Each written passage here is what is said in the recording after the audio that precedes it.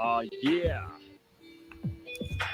Good morning, everybody. We are live on this Thursday morning. I've got to say, like the comments section wakes up before anybody else. And not surprisingly, as soon as 6 o'clock struck, my lights went out. So that's just great. But luckily, we have backup plans, and you can hear the power supply going. Like your UPS there burning the midnight oil. Yeah. You know, well, the most useful thing is like when the power's on at 4 in the morning when everybody needs it so badly, and then at 6 when we do actually need it, then it goes off. So just great work. I mean, all around, I think Eskom are just so fantastic. I just love you guys. Eskom does a great job, Gareth. They shut down the power. So when you get back home at 5, 6, when you're supposed to cook, they shut it off. Yeah, and then it comes back around about midnight when everyone is awake. Correct, because they realize, like, who needs to cook at midnight? That's why we won't use power then. That's why we'll save people a whole lot of power. Anyway, it's all good. And I just want to say the comment section wakes up early because Pihleng is saying here, for example, it's a countdown for me. How useless since you are late, wasting more of our time. The chat is clearly where the show is at. He also says, morning, everybody. Funny how we are always here first but never get paid for it. Sounds like a revolution is brewing. I mean... Yeah, it sounds like the comment section taking over Cliff Central. Comment Central. I mean, guys, listen, if you people in the comment section want to take over the show, I'd be thrilled. I'd be thrilled. I'd really do it. Yeah, he'll just facilitate and take all the YouTube revenue. Right. With YouTube, our YouTube revenue is useless. We thank God we don't sell on that. Otherwise, we'd be. I mean, listen, YouTube is like an added-on feature of what we do. Thank God, because if we were reliant on that income, we'd all be living in, in one shack together, all of us. It would be Bakh'abantu, Gareth, Simpiwe, Homolemo, Dory, Greg, Jane, Barrett. We'd all be stuck. You know, can you imagine Lebang, all of her children? Lebang and all her kids, I was going to say. We'd all be in one shack together, and we'd barely be able to scrape together enough food and money to, to burn a piece of driftwood we'd find somewhere after the floods. That would be our... No, we'd all parade to Rena, and Rena would throw us a couple of $10 just to buy electricity or something whenever Eskom decides to bless us. You look at it and go, what a waste of time. I'm getting out of here. And who could blame her? So, all right, we've got things to do, people to see, places to go. Pumi this morning, because she realized load shedding was going to happen, she obviously plans ahead. Pumi's on her way to her office where she'll be ready to join us in just a couple of seconds' time. She left her house at 5 in the morning to get to the office and to set things up, so she'll be with us momentarily. We'll get to her, and we'll get to the burning platform a little later on. We've also got some headlines for you. We've got Jen Sue popping in, and Jen Sue was at the Grammys. Live. Yes, she was at the Grammys, and what a Grammys it was, because Wouter Kellerman, who is a Grammy winner from 2015, was there to celebrate his 3rd Grammy nomination for another song. We've had him on the show before. In fact, I think he's a Facebook friend of mine. So I saw all the updates from his attendance at the Grammys, and I saw Jen there, and I thought, oh wow, this Jen Sue is quite something. She really gets to all the events, and she knows people. She's very connected. So we'll check in with her. She'll also tell us about Black Coffee's win, about Trevor Noah hosting, a whole lot of other stuff too. So we got lots to talk about in the course of this next hour. And then, of course, the burning platform later on. So lots of things to get to. So lots of people. Gary says, commenters' lives matter. Very good. I couldn't agree more. So Congo promoting himself there. Congo Chris saying, we wake up early just to give you shit for starting late. Viva la comment section. Viva. Congo for president. This guy's on fire this morning. All right. Very good. Our lights just went off, says Tracy. There goes my coffee. Thought Eskom wasn't supposed to switch the lights off between 6 and 8 a.m. Ah, please. You think so? You can't trust them with your electricity. Why would you trust them with a spreadsheet or a schedule? Also, with the on and off, everything just blows. So it might be scheduled to come back, but in your specific neighborhood, because it hasn't been maintained for 18 years, right? And it's there finished. Is no, screwed. All right, so can I ask you this? I don't know anything about this. Maybe you can fill us in. Apparently, Steve Hofmeyr is in deep shit with the cancel brigade. What has he done now? Dude, I'm it's not comments that with this stuff. What happened? Yeah, so I'm from the Eastern Cape. So Steve Hofmeyer, that's my brand. Okay. I wish I knew a Steve Hofmeyer song now. I'd break into song, but no, I don't. Sure. But this guy, he made comments about this whole teaching of LGBTQ plus. Oh, right. So he commented specifically on the plus. He's like, the plus could mean even bestiality. So the gay community took offense. The Human Rights Commission took him to task. They're demanding $500,000, 501K for his comments that he made. He also made an apology, but people were like, "Oh, it's insincere."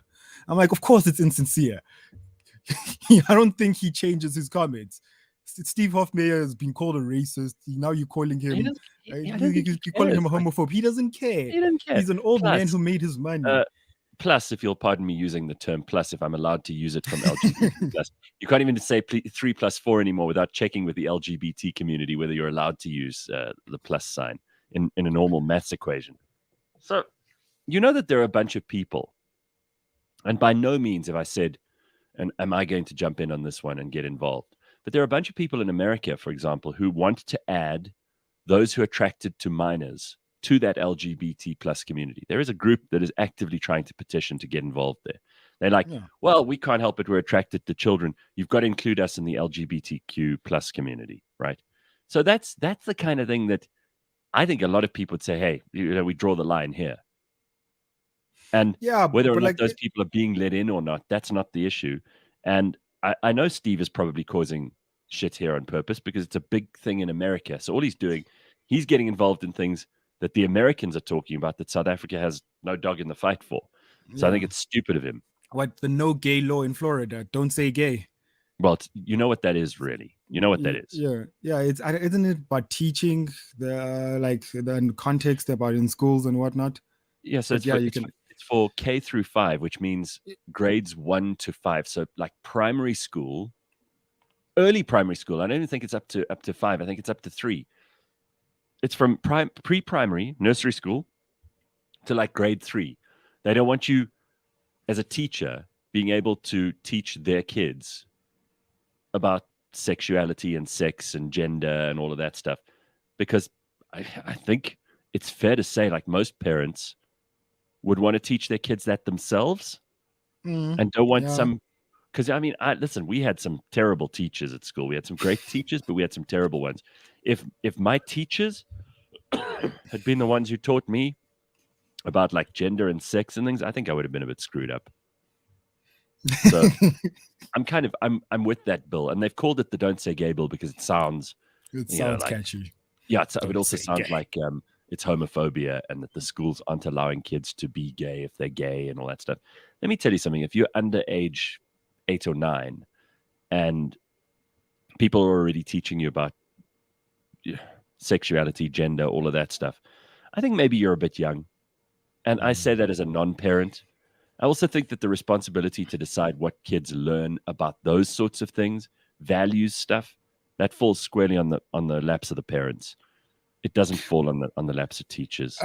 But again, it's more of for me, it's a thing about how parents view school, especially in South Africa. If we're bringing it back home, so when you go to school, I'm done with my kid for 8 hours. It's babysitting. You don't care what they do. You just don't want them in your house. It's state-sponsored babysitting. You're absolutely right. Exactly. Yeah. So now they don't want that responsibility. But now kids are coming back with all these different norms and like, oh, you don't know what the stuff we were taught in school. We were given the most racist rhetoric ever. But hey. Oh, for sure. Hey, Pumi made it to the office. Thank God. How's it, Pums? Yes, dodging potholes in the dark. But here I am. Potholes. There was a pothole on the highway here the other day. There was a pothole. I got on it, I think it was Sunday afternoon or whatever. And there was a huge pothole in the middle lane of the highway, but big.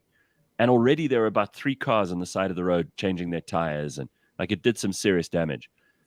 The next day in the afternoon, it was still there. And there were cars again, new cars on the side of the road that had also had to replace their tires. So for a whole 24 hours. You didn't know to SMS Anele so that she can DM so the she can minister, tweet Fikile. So she can DM the minister. So did you not see this? Oh my God! No, you see, I'm so out of it because I'm not on the social medias all the time. So tell me what happened with Anele. So on her way to work, there was a huge pothole on Grayston. Okay. Was it Grayston? So yeah, and she tweeted that on my way to work, I just took out both my tires on this pothole. At Fikile Mbalula wara wara wara complaining, and then he sent back a thing saying DM me, and everyone was like, "Say what?" And literally in the next day, she tweeted, "Oh, there's somebody here fixing the pothole. Well done, Minister." That sent it sent the Twitter sphere into a proper tailspin, saying, we just need to DM the minister to get potholes fixed. Well, if you're a celebrity, he'll respond, obviously. Otherwise, he still won't. say, Gareth, you're sleeping on your following. You should be DMing people about robots, about all these things. Yeah, sure. You should be DMing about Eskom. You could get that parliamentary status about Eskom. Sure. Okay, I'll just hand over my account to you. You could spend all day trying to do that shit. I never ran for office. That's the problem, and I don't want your vote. So if you want me to do that, then just take over my Twitter account and you can do it. I'm not interested in being a politician, right? Ghostwriter Bakh'abantu for Gareth. All right, we got lots tweeting on behalf of Gareth. Yeah, exactly. We can have like a special ghost advisor. Account. Yeah, special advisor. Yeah. You actually we changed the account name to on behalf of. And then takes over. But right, so have you seen that stuff where people take over people's accounts, especially when they're dead? Isn't that weird? What? Oh, so when people die when people die, you either have the option of handing over to a family member, and then they keep tweeting or keep Facebooking in Gareth's case about just chilling. This is Gareth's mom or Gareth's son. I don't know, but it's weird because you still see the person. I have a friend, Christelle Janssen. Her account is still up on Facebook, and she died in Matric. Yeah, with new stuff. With new stuff. I think her mom is managing it. I don't know, but it's weird. It's like tweeting from the grave or Facebooking from the grave. It is not normal. Well, I don't know. I think when someone dies, you got to shut their account down. So my dog Carl had a Facebook page and an Instagram account and a Twitter account. I followed Carl's Instagram. I think Carl, at one stage, he had more followers than I did or something. But I mean, we had to close it down because who wants to follow like a dead dog, So that's finished. We got to shut that down, and those people must now find other things to follow. Isn't that's right? You can't keep it going under false pretenses. False pretenses. So let's talk about KwaZulu-Natal because, wow, there's some absolutely horrible things going on down there. Buildings that have collapsed. The death toll is climbing. It's over 200 at the moment, and it looks like it's going to keep going up. So we're not just talking about property damage. A lot of people are like, oh, those videos of all the flooding and houses being, destroyed and businesses being destroyed and mudslides and everything else. That's all pretty awful, but there is an actual human death toll, and that's even more horrible. Upwards of 250 people already. It's well on its way to being one of the worst natural disasters in South African history, which is, I had no idea that the numbers were around there. This morning it's 306. 306, wow. Pretty damn awful, isn't it? I mean, it's pretty terrible. And weather forecasts more rain this weekend, Easter weekend. The roads are destroyed, so even the food supply is diminished from the harbor. Bridges are falling apart; they're washing away. The impact alone, people will die from, not from the actual flooding. People will die from the impact and how we react to the impact of the floods and whatnot. Mudslides, kids being found, bodies being recovered, people missing. The missing number is the one that is scary because there is no order. There's boots on the ground. Everyone is trying to help. Everyone is trying to survive. I don't know. Imagine you have a family member missing. Imagine if it's a child, and Sure. your kid was there, and suddenly during the flooding they went missing. They were either swept away by a current or they got lost in the mess and the confusion. I mean, that must Yeah, just one of the News 24 stories that they put out yesterday was about a father who Carried. who stood next to the body of their 6-year-old son on the side of the road because there were no mortuary vans able to come collect, and oh my put it in the back of the bakkie, and how he put it on the back of the bakkie and wouldn't let, and went with the bakkie with all these other dead bodies, so that when they got to the police station, because apparently the space is running out in the mortuaries too, and how he kept looking after his son's body, and how just like, and the words they used was, he looked like he was trying to make sure he's comfortable, you know. That is absolutely It's horrendous. so devastating. So devastating. The stories are terrible. Are Oh, terrible. And Cyril Ramaphosa was there on like boots on the ground. He was there giving a speech. But I don't know. It needs a lot of intervention. It needs a lot of this country just working together and trying to fix it. thing is that Cyril's not even good at the performance stuff. He's not. That's what I was saying. really- He didn't like, comfort when- me. No, when He looked Cyril, so awkward. he's always looked awkward. so And awkward. unless he's like ANC and like hugging and singing and that kind of thing, where he looks like, he's glad handing everyone around him. I constantly, if I close my eyes, I see a picture of Cyril going, hi, hey, how are you? Like trying to sort out all the factions in the ANC. But other than that, he's so awkward. He's very uncomfortable in his own skin. He always looks like somebody who's like walked in on a disaster and now he has to pretend he cares, but he doesn't really. That is exactly what he looked like when he was talking to. I saw a clip of him talking to some old man, and you can see his eyes roving, right? You can see his It's like when Joe Biden. distracted. Like when Joe Biden was at that homecoming for all those dead soldiers in America, and the coffins are literally going past Joe Biden, and he looked at his watch, and people are like, "Jesus, dude! I mean, it's the one time you don't look at your watch, you stupid old man." And I get the same impression out of Cyril. He's like, he knows he should be there and he should be doing something, but he has no idea of how to comfort people. This is where I hate performative politics. I hate it when a politician goes and hugs and cries, but you need that stuff at a time of disaster. You need to have a politician who makes you feel like they actually care about you. And all of them are equally bad, So Yeah. he was there with Sihle Zigalala, and Sihle too, Yeah, I can't It's imagine like he'd be any better. they all are just like hapless idiots. Oh, There's man. this just before he gets to the interview that Mrs. Pumi is talking about.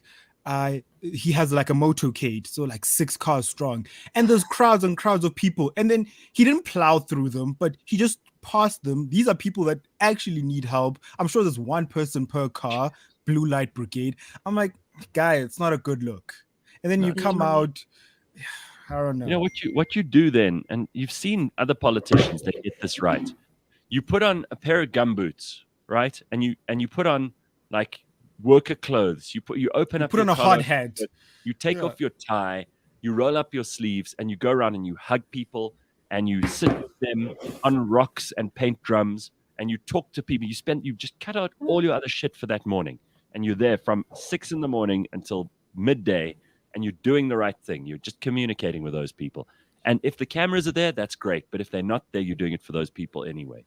You see, This is where he puts on his walking tracksuit and shoes, right? Out on the promenade in Cape Town. And shows up, and he's in his tracksuit and he's like. Can I just say this, and it's come up in the comments as well. So I'm going to give everybody who's already said it in the comment section credit, because God knows our comment section is becoming very revolutionary. They're bubbling and boiling.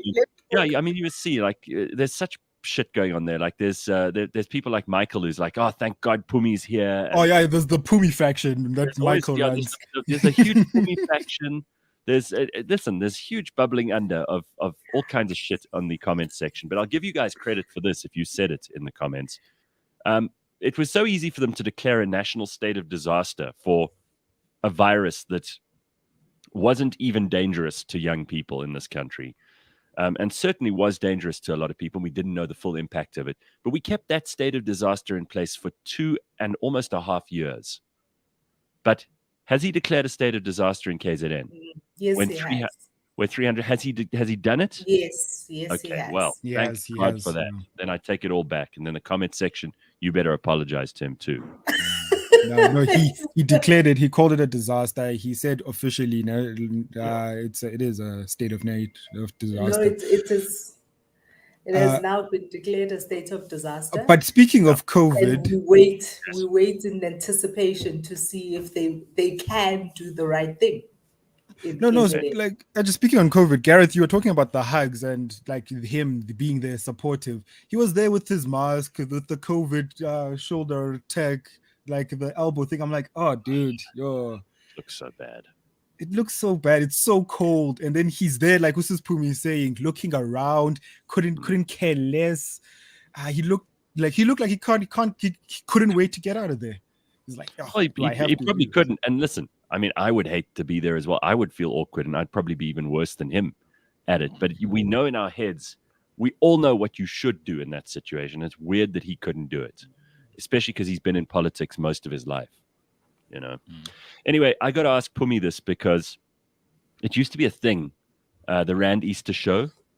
Right. Now, the Rand show, I saw one of our clients. I'm sure you heard at some point last year, we did a couple of live reads for Tom's Art there in Marlborough. They're setting up a stand there. I saw it on their Instagram, Otherwise, I wouldn't have even known that the Rand show was going on.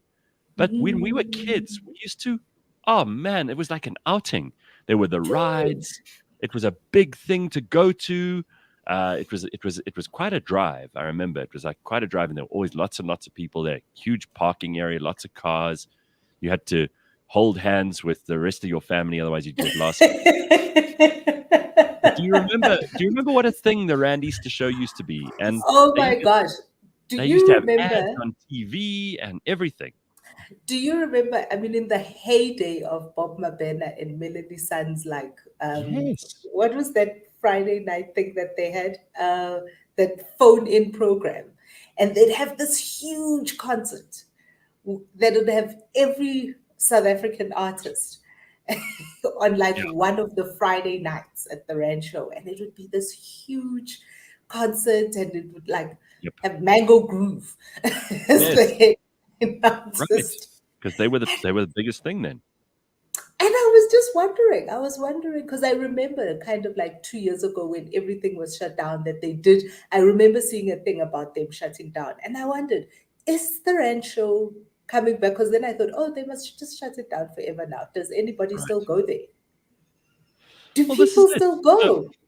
So I reckon people are still going, or they would have shut it down, because if it's not profitable, why would you carry on doing it? And the organizers are obviously in it for profit.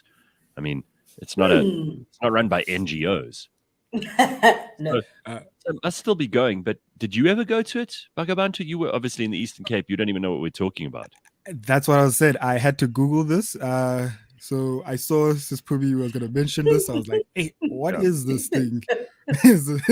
What is this thing you speak of? But it sounded like a carnival. It sounded fun. But I'm like, old people. Okay, no, I'm going to let the old people do the old people talk. It's a lot better than the KK in car. No, you can't. You can't say that.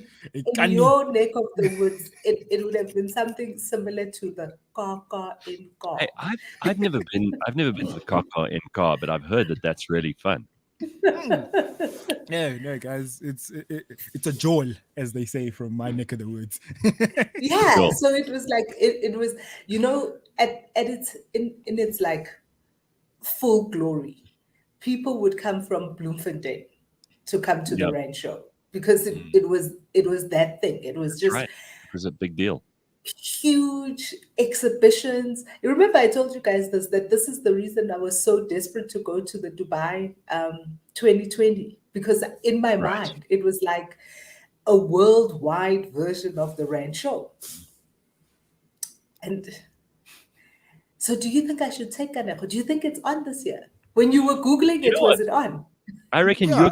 you're going to be our person who goes and checks, Pums. Like you've been to visit Lieto in the Free State. I haven't been yet. You were in Pietermaritzburg during the riots last year. You get around, Pummy. We trust you. You're our person on the ground. But don't put your kid through that. Like, just let him Why? chill at home, watch TV. It's No, okay, that's Sophie. rubbish. No. You know this is the other thing that I learned from my parents. You make kids do stuff. They may not want to do it. They may not even appreciate it in the moment. They can roll their eyes. They can drag their feet. They can like sulk, but make kids do stuff. I Guys, agree. we have Gold Reef. We don't need rides at the You Red have Show. to find. No, you have to find. Listen, Pummy's under pressure, like No. all parents. The Easter holidays are here. Oh, These kids my need worst thing. The kids go crazy if they don't have something to do, and then the parents feel like if they don't do something, there's so much pressure. Like, I'm not a good parent because my kid is sitting at home. It's like it's the worst thing. And we're now on holiday for a month till May.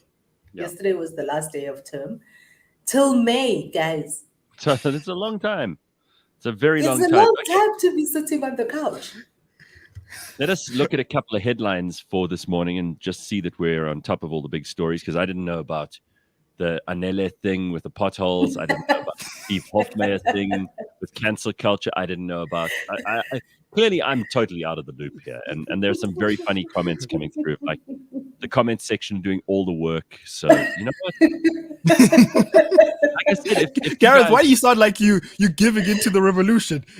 Because sometimes the revolution is in the comments. The revolution is in the comment section. The revolution shall be King- streamed live. if King Louis XVI had just started acquiescing to the revolution earlier, he would have kept his head on his shoulders. So I'm not going to make the same mistake as him. I'm not going to be an idiot.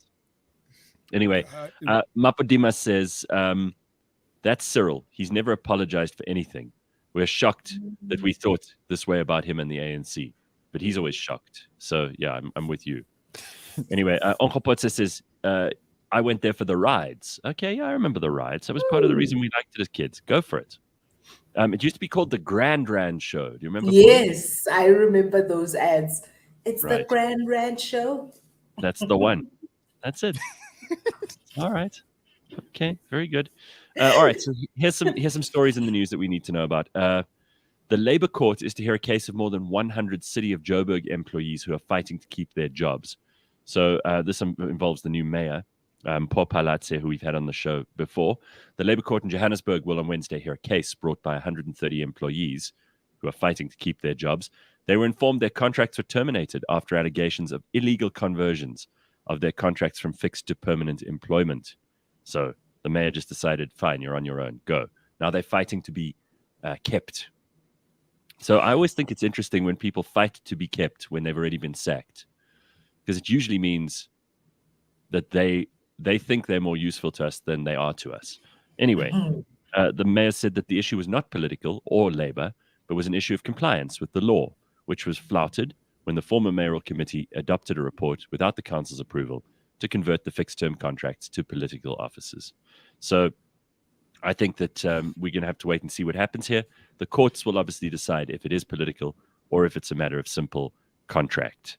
And obviously, if it's a matter of simple contract and they're on the right side of it, then they will be put back in the position they were in before this mayor took over. But it's a prickly matter, Gareth, in the sense that these people, if they were illegally converted from from short-term to fixed, you don't want people to lose their jobs, but it's an illegal process. We don't want to pay these people extra to not do anything. And if the mayor judged it as if these people are just sitting around, and they JFK'd deployment, because that's the one I kept on coming up, that they politically affiliated.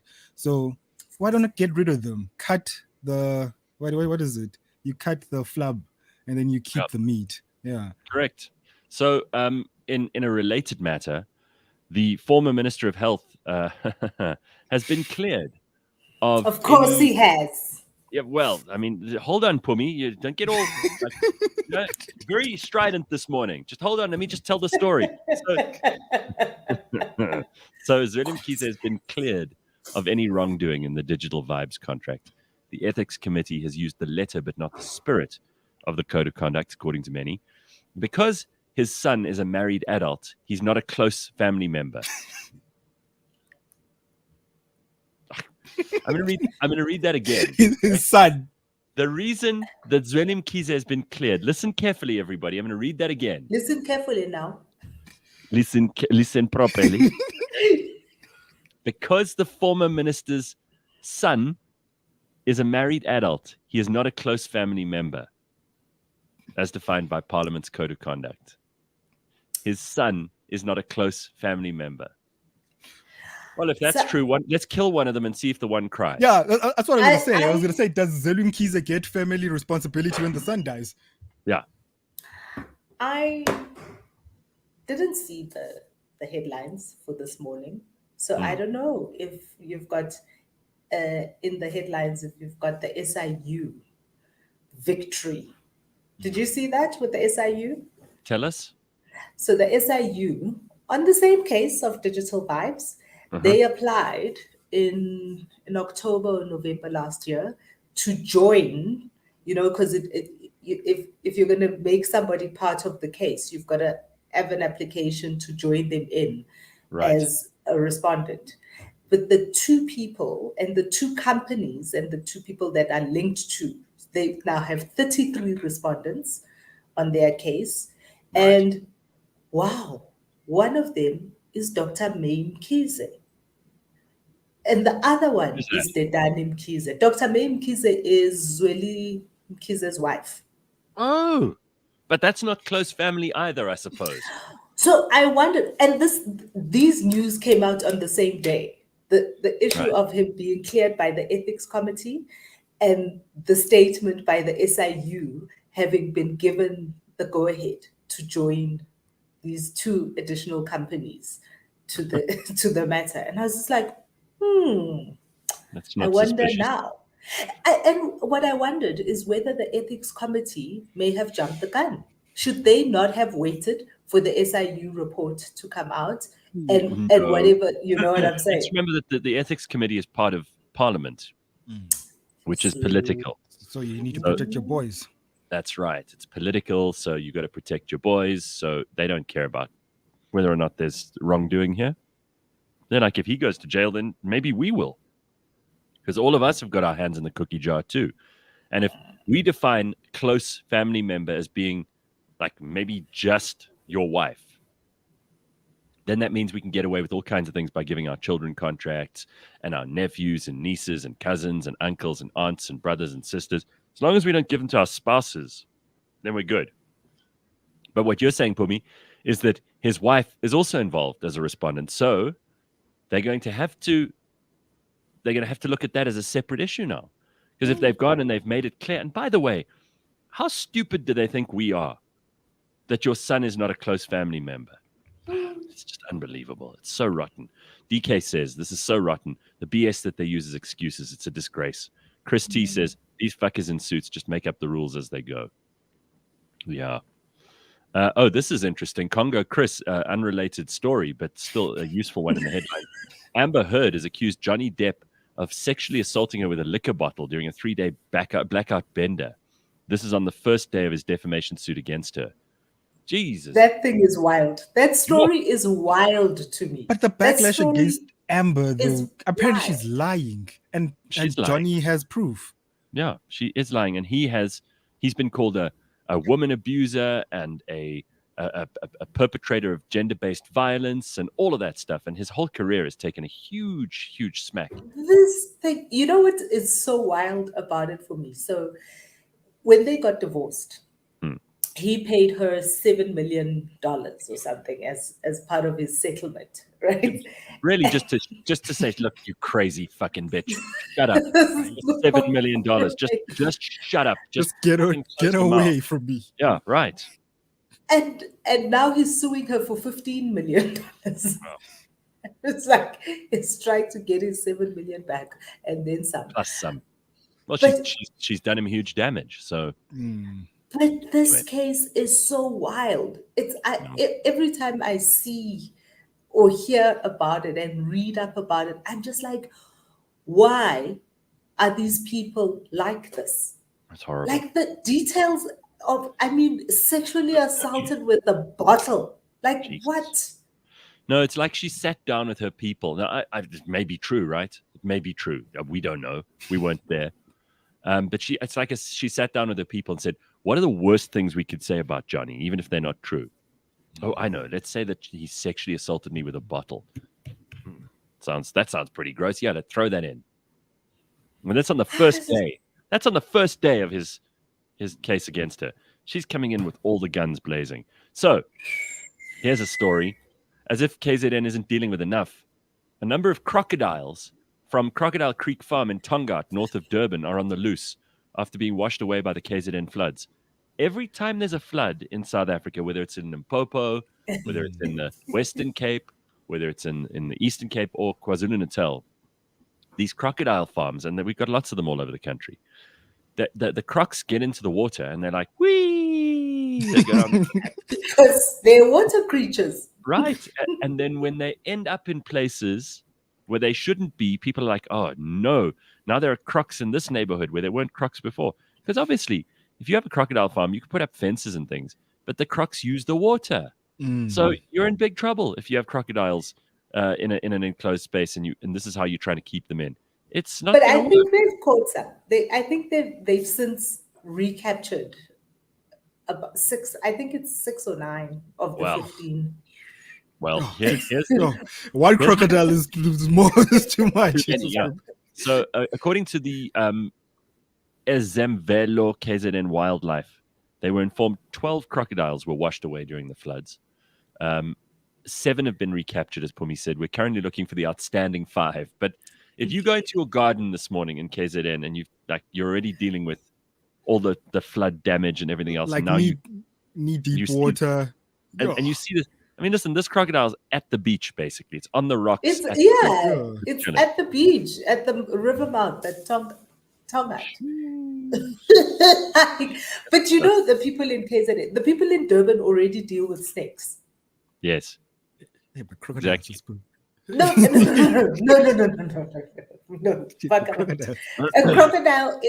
A crocodile is big. It's fast in the water, but it's a little lumbering on land, right? A snake, on the other hand, Bakh'abantu. Don't. No, I'm scared of snakes, but a crocodile. They once took us to this crocodile farm in Adu Elephant Park, and they made us touch it. I was like, nah, it's fine. I don't need to touch it. Dude, I'm not a fan. I don't need to touch it. I can see people are touching it. I can see it's docile. I can see the mouth is closed, but I don't need to be anywhere near that. I don't want to be in any place where a crocodile can turn around and change its mind about me. But what Sispumi is saying is actually true about how crocs aren't as dangerous as we make them out to be. They just look dangerous because in Limpopo, in Limpopo, hippos kill more people than crocodiles. Yeah, but also in northern KwaZulu-Natal, kind of St. Lucia side of the world. For me, we all know stories about the women who go down to the river to wash their clothes, and then they're busy washing their clothes, and then the croc comes and just pulls them in, and that's the last you see of them. No, they come back as a sangoma. Oh my God. It's not the last you see of them. That that's part of their twasering. That's part of their twasering. They were chosen, Gareth. This Pumi is educating. Well, did they come back with one less arm? Because that'll happen. So this is funny. This is funny. Freedom Fighter says, so Dundee may have a crocodile after all these years. Crocodile Dundee. Nice. That's where the comment section delivers the value. So I'm not going to give you guys all the shit this morning. That deserves a round of applause. Very nice. This is amazing. Ruth says she went swimming in a large river tributary in Port Edward. Was exhilarating and scary as fuck last week. Love my cousins. They're such diehards. Yo. Guys. A friend of mine who lives in Port Edward, she's got a little stream that runs through her garden, right? It's a little stream. Wow. It became a raging river this week. She sent us pictures. Sure. No, it's terrifying. Like the first picture she sent is like, look, our stream is flowing really beautifully now. Like literally 6 or 7 hours later, she's like, oh my God, our stream is major.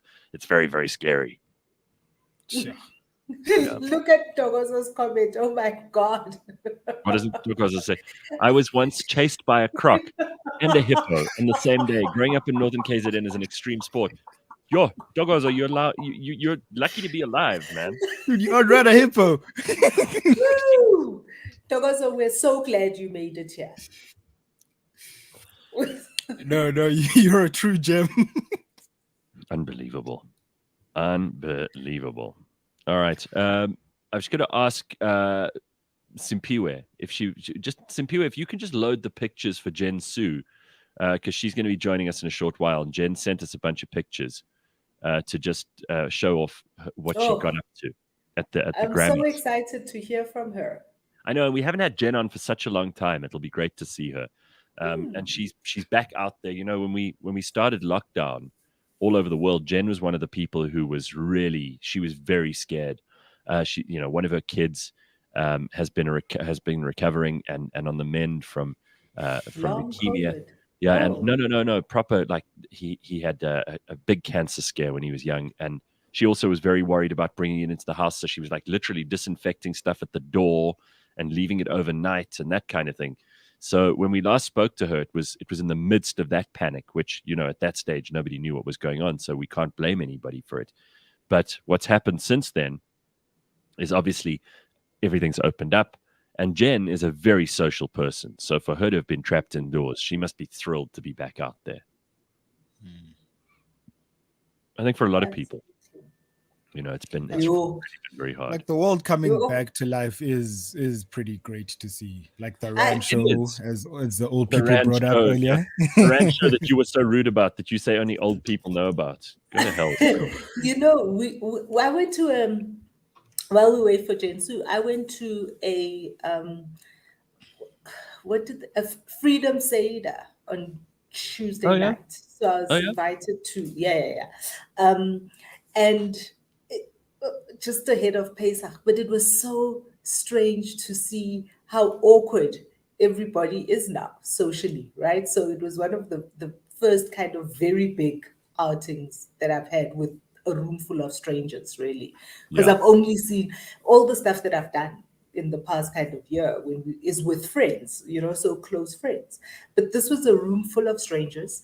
And it was so weird to see kind of like the before, where normally the kind of pre-cocktail thing is so jovial and everybody is like meeting new people, you know, rubbing shoulders. Now, it was a little awkward at the beginning. I went to one of those last Thursday, and there were probably about maybe 50, maybe even 60 people there.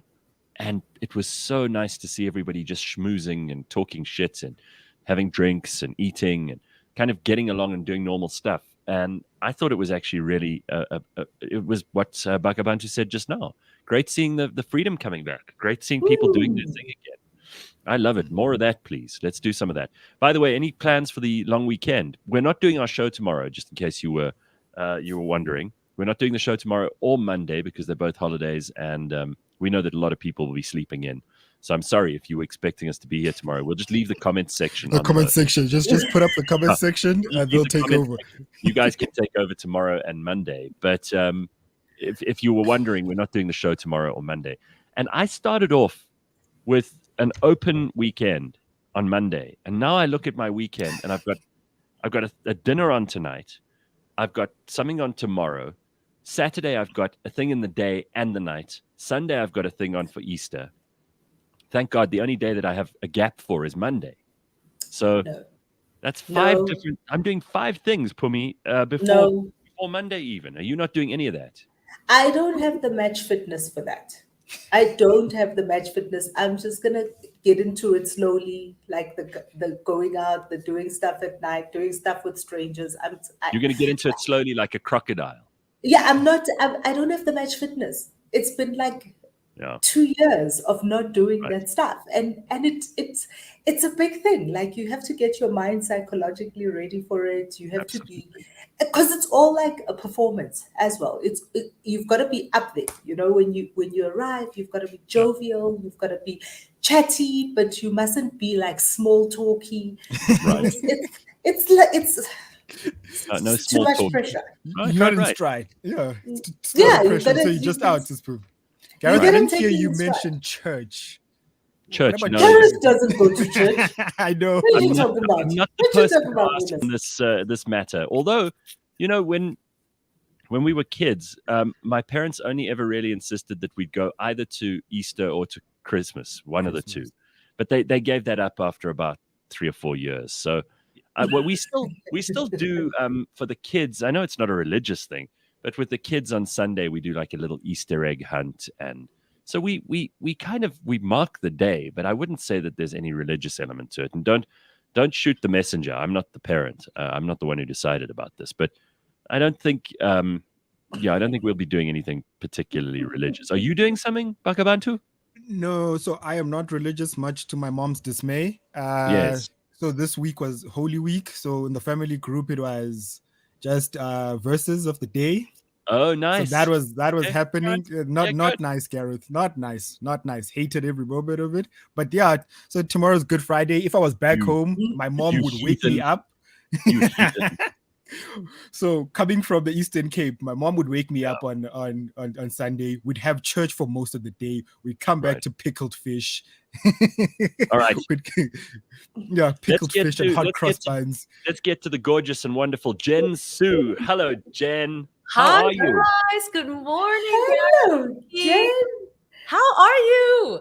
It's so nice to So see you. exciting to see you. I know, likewise. Oh my goodness. Very So Jen, first of all, you look terrific. It's great to catch up with you again. I see how busy you've been lately. very busy. You obviously went to the Grammys, which we'll talk about in a moment or two, but you've been all over the place. You've been busy in Philadelphia, New York. I think you were in LA. You were in Florida. You've been all over the place. Yes, it's been amazing.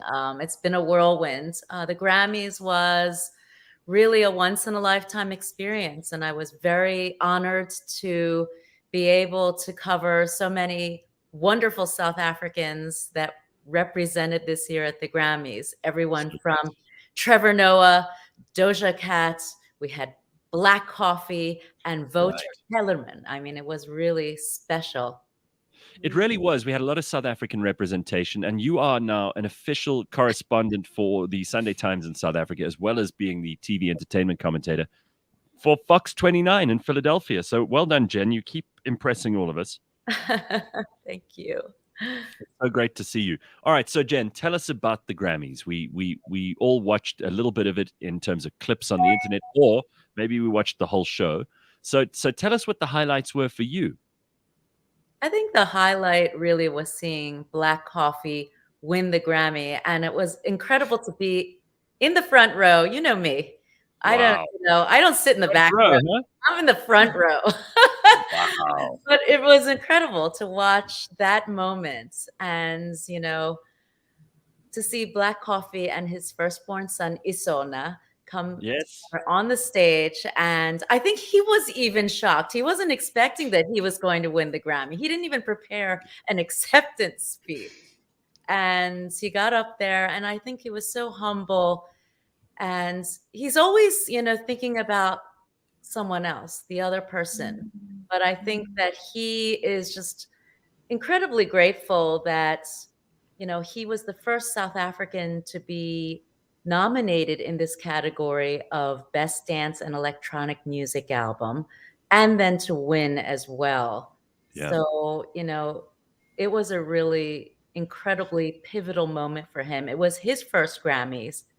And to be there to experience it with his son, and his son really went through a lot. I mean, he spent, 7 years doing this album subconsciously, and he spent a long, long time with a lot of collaborations, including David Guetta, Usher, Diplo, Right. Pharrell Williams, so many people. And his kids really, had to sacrifice a lot with their father, really traveling a lot and working so hard on the album.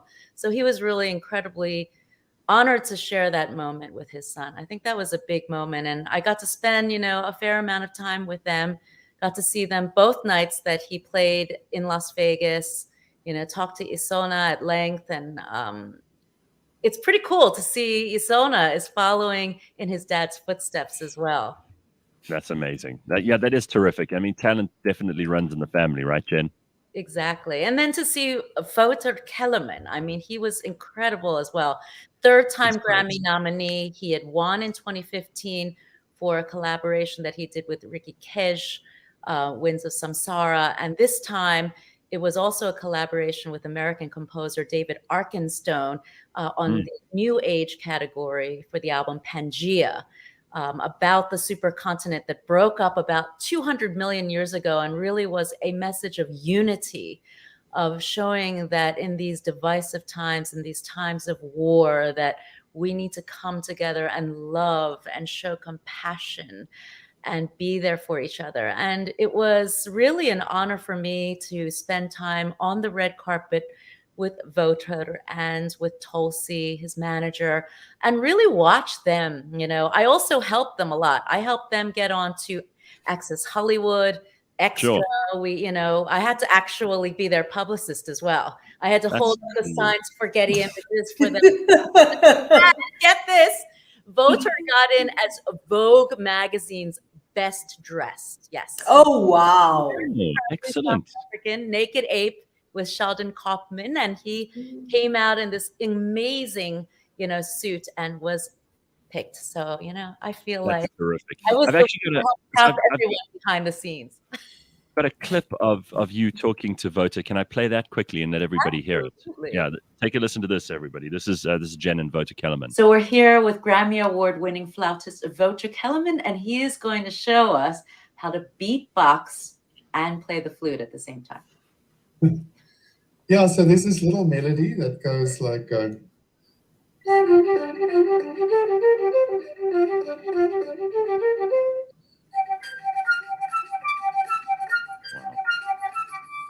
that's a melody. Now you can, while you play that melody, you can beatbox. So it goes. Wow.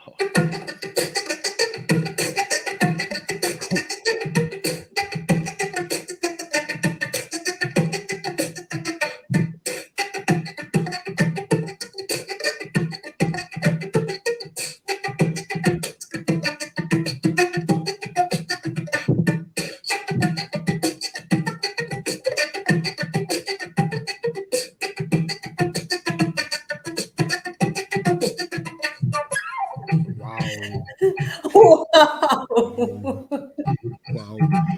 Simultaneously. Wow. Wow.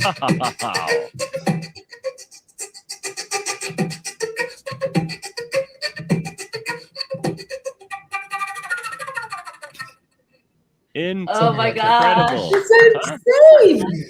Amazing. Sending love through the music, passion, and good and exciting energy. That's so cool, Jen. Huh? I mean, when you see it, like you really see it to believe it. It's just incredible. And he's such a warm, kind soul. And it was really exciting. I went with them to all these Grammy nominees parties. So we met all these international world and roots and different Grammy artists. And they all came up to Wouter, Wouter, oh my God, I haven't seen you in so long. And they hugged him tight. And he was just thrilled to see them. And likewise, I really enjoyed the camaraderie of the Recording Academy. And I was very impressed. Really. But look at you. Oh, look at you. we just comment? I mean, Jen, you've always looked spectacular. Oh, wow. I remember Jen used to do like 3 outfit changes in a night in South Africa.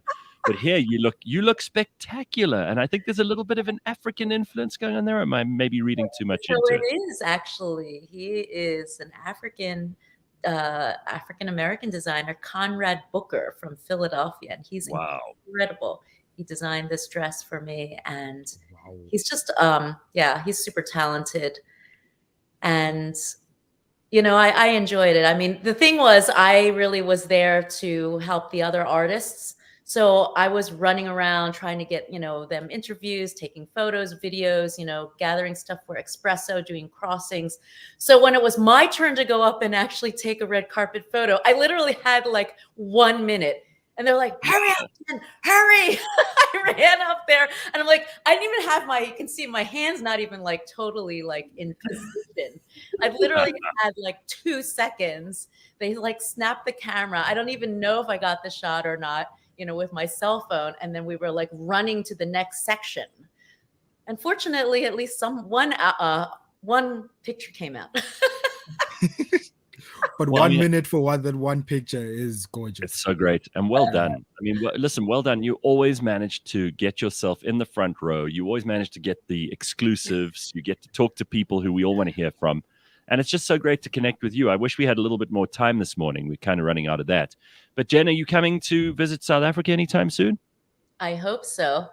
I really do. I just, worrying about what's happening with this new variant. Starting to heat up again. Philadelphia, where I live, they've just reinstated the indoor mask mandate. So really? I don't know, with all of this fluctuation and things going, in my former home in Shanghai, also my whole housing compound is locked down. So I'm afraid to travel overseas, quite honestly. I'm doing a lot within the US, but I'm afraid to go out at the moment. But I really hope to return to South Africa so much. I miss it. I miss you guys so much, and I can't wait. We hope to see you soon, and you really are terrific. You've got such a lovely energy. We love catching up with you. We miss you too. You've been a part of our family from the get-go. So we will talk to you again soon, I'm sure, and keep doing the great work that you're doing, Jen. Thank you, Gareth. Thanks, guys. I really appreciate it. Cool. Lots of love. Cheers, So Jen. wonderful. Bye. Jen Sue, everybody, live from Philadelphia. So wonderful. Mm-hmm. I wish you could give me some of what she's on. Yo, she's amazing. She's the best. No, listen, when it comes to this Hollywood stuff, Jen absolutely is the best. First of all, she knows what's happening in Hollywood. She knows all the people in Hollywood. She gets to the events. She's on top of these things. So if you're going to talk to anybody, it better be her. It's great. I want you to know that it's like 1 a.m. in Philadelphia. You see her the way she is. It's like in the middle of the night. Yeah. That's a good point, Pumi. If I could look that good at 1 a.m, I'd also be in the front row. More vampire facials, Gareth. Oh my God, I'll need 700,000 of those. Anyway, it is 7:00. Yeah, Pum? I'm just saying. I mean, it's like in the middle of the night, and she's still so gracious and excited, and love Jinsu. So good. All right. Anyway, we got to move on. It is 7:00. We've got the Burning Platform coming up next. Bakh'abantu will check in with you next week. Good stuff. All right, everybody. Hang around for the Burning Platform with Pumi and I and some of our special guests. That is next. Don't go anywhere.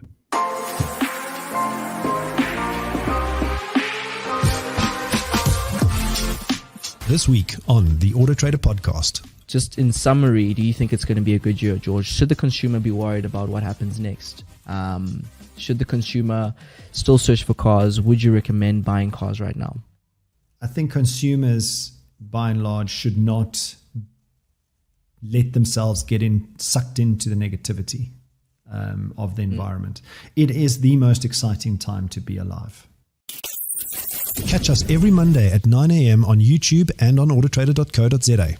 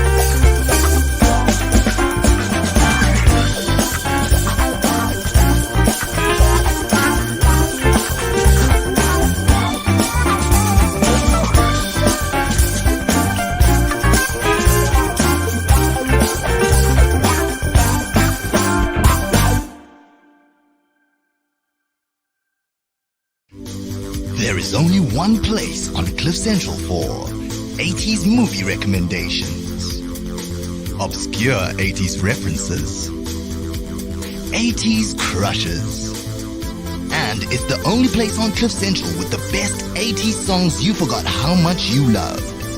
That 80s Show, Fridays, 9 a.m. on Cliff Central. People say we're stuck in the 80s, like it's a bad thing. All right, it is a Thursday morning. It is just after 7 o'clock, cliffcentral.com, and that means it's time for the burning platform. Now, I know Ivo has got a couple of problems. Ivo Vegter is going to join us again this morning. For first time in a long time, Ivo, you got some internet problems. Load shedding is obviously hitting you as hard as it's hitting all of us. But if it works with the video, that would be great. If not, if your video goes off halfway through, we'll all understand. Look at you with your gas lamp. Hold that up, Ivo. Show us again. That's not a gas lamp. What is that we got there? Paraffin. Paraffin. That's amazing. He's got a paraffin lamp. You know what, Ivo? This is why we like having you. This is why we like having you on the show. Is you come prepared, even in load shedding. You've got a paraffin lamp to show us that you're there, you're real, and you're in the light. Very nice. Absolutely, nothing's going to stop me. So but Ivo, I did. It's been long. Again. Sorry, say that again. I did just have a disconnection, so that might happen again. So just be aware. Yeah, we will be understanding if that takes place again. All right, so Ivo, it's been a long time since we've had you on the show. We had numerous people asking for your return, so I'm glad to see you back on the burning platform. We can get straight into it, but I want to actually start off with something. I don't think this is fun, but it's something that I've been thinking about for a little while, and we haven't had a competition on the burning platform for a long time. So, Pumi, we're going to decide this morning which is the worst governed province in South Africa. So we're not going to go there straight away, but what we'll do is we'll ponder this, and we'll also take lots of comments from everybody in the comments section because they're very busy this morning. But by 8 o'clock, we will have solved for which is the most poorly governed, backward, stupid and useless province in South Africa. And that's all because of the government that runs it. Let's not blame it on the people of those provinces because sometimes it's not their fault at all. So we'll get to that later on in the show. I'm just saying now so that people can get their ideas together. They can get their votes in. By the end of the show this morning, we will have unilaterally declared the worst governed province in South Africa. And Ivo is here to help us do that today. All right, so Ivo, because we haven't had you on for ages, why don't we start off with you? And there's so much to talk about this week. There really is. We can go international a little bit later on, but let's start locally. Obviously, there's disaster in KwaZulu-Natal. Jacob Zuma trying to skip his appearance in court at the beginning of the week. There's so much other stuff to talk about. Where do you want to start? I don't know. Let's start with Zuma. Okay. Are you going to the birthday party? Have you been invited? A birthday party? No, I haven't been invited. There is a birthday party, and he's going to stop being sick for several hours, on his 80th birthday, so that he can have a party and eat cake and drink beer and whatever, and then he's going to beer. Yeah, he doesn't drink. He doesn't. Okay, I don't know He what doesn't drink at all. But he's definitely going to be partying, and then he's going to go back to hospital because otherwise the sheriff of the court is probably going to drag him off to court. In fact, last night, the wonderful Jimmy Manye, tweeting on behalf of the Jacob Zuma Foundation, Jacob G. Zuma Foundation, Right. tweeted a thing that says the doctors have very graciously allowed the president to come home to celebrate his 80th. Of course they have. You know what? It's been 2 days. I can't even say. I wanted to say it with a straight face. I really did. I can't even say it with a straight face. It's ridiculous. We're living in a simulation. How many times have you gone to the doctor and you've had to get a sick note, for work, right? How long does that process take? Right? You pop into the doctor examines you, it's 10 minutes, and then he writes you a little thing that says, oh, no, you have a serious case of bronchitis or whatever it is. Could you please excuse Pumi for a few days while she gets better?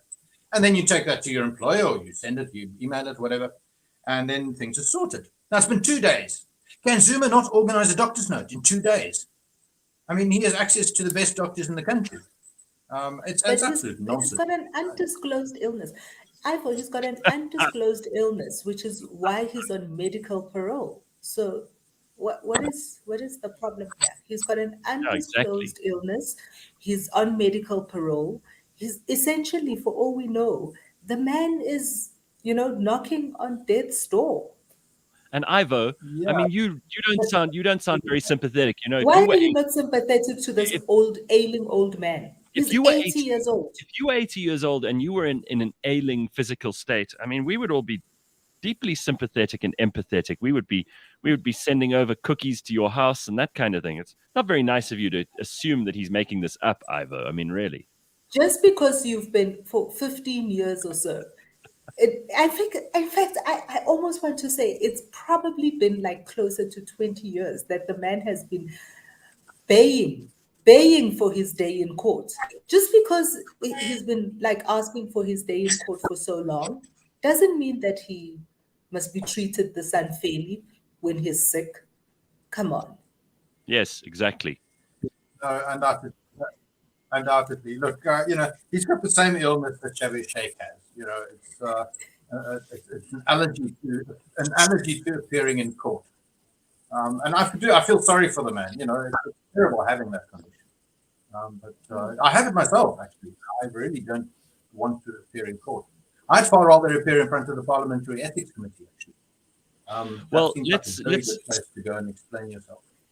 Yeah, let's just Ivo, I don't know if it's your video or if it's just your connection generally. Would you do me a favor and you could switch off your video? Yeah, you could switch off your video and then we could probably hear you a bit better, just in case. All right. So I want to ask you. Yeah, there we go. I want to ask you both about this situation with Zweli Mkhize. He's been absolved of any responsibility in the Digital Vibes matter by the Parliamentary Ethics Committee. Now, I know that parliamentary and ethics in one sentence makes most people bristle, but let's just put aside our misgivings about that in a second, because as Pumi mentioned earlier this morning, and we got into it before we were meant to get into it, because obviously, we know a little bit more than the Parliamentary Ethics Committee know. The Special Investigations Unit has decided to name as co-respondents in the case both Zweli Mkhize's wife and the son, who we've already heard about. But Parliament only considers a close family relationship, to be a wife or husband. Apparently, your children can benefit from whatever kind of connections they have, and they are not considered close family if they're adult and married. So only if they're a dependent child, in other words, under the age of 18, and if you give them a tender at age 16, obviously, everybody knows that's bullshit. But anything over 18, and if they're married, they're no longer close family. So what do we make of this? Yeah, no, it's all, you can't benefit the business that your girlfriends. That's the rule. So it's and I checked the Parliamentary Ethics Code, and it does in fact say that the immediate family is only a spouse or permanent partner, and dependent children. Right? So all your extended family can benefit. Your adult children can benefit. You can hand out tenders to all of your family, and that's absolutely fine by the Parliamentary Ethics Committee. And then they also say business partners. So then the question becomes: do those people at Digital Vibes are they considered business partners of Zweli Mkhize? And I'm fairly sure that he's arranged it so that he can say no, they're not. They're just sort of associates, not business partners. So very long ago, when we used to do some work for government departments, and it's the same for all government departments, that you have to sign a declaration form. One of the things that they ask you probably like 6 questions in the declaration form. And they ask you family members, close friends, and there's a third one which was funny, right? So it doesn't distinguish when it says family members. It doesn't distinguish if this is a close family member. It doesn't say only the nuclear family. It says family members and close friends who work for the department or who work for the office that you're tendering for or any of those things, right? Oh, no, it also asks about a spouse. So the spouse is different from family members. So it asks you about a spouse, it asks you about family members, and it asks you about close friends. And that's the declaration form that you have to sign that says you don't have any one of those three related to the department or the office or whatever, government institution or state-owned enterprise you're trying to do business with. So I'm just like, ethics committee, really? And Gareth, I just sent you a picture of on your WhatsApp. Okay. of the sheep that got the Danish sheep that got the Louis Vuitton scarf. That's right. I remember that. That's also so. What do you think of this? I mean, is Digital Vibes is he now safe? Zweli Mkhize, can he return to being a minister and an important member of the ANC? Ivo, what do you think? No, he can't. Just because the Parliamentary Ethics Committee cleared him on a very narrow interpretation of a very narrowly written ethics code doesn't mean that he's in the clear. The SIU is still going to go after him. He needs to be prosecuted. It needs to be determined whether he acted illegally, and I think that he is on far weaker ground there.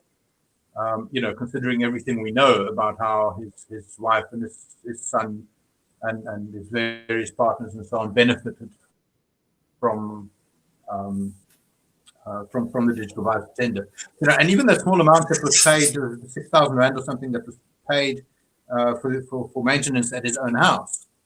I think security upgrades. I think it was.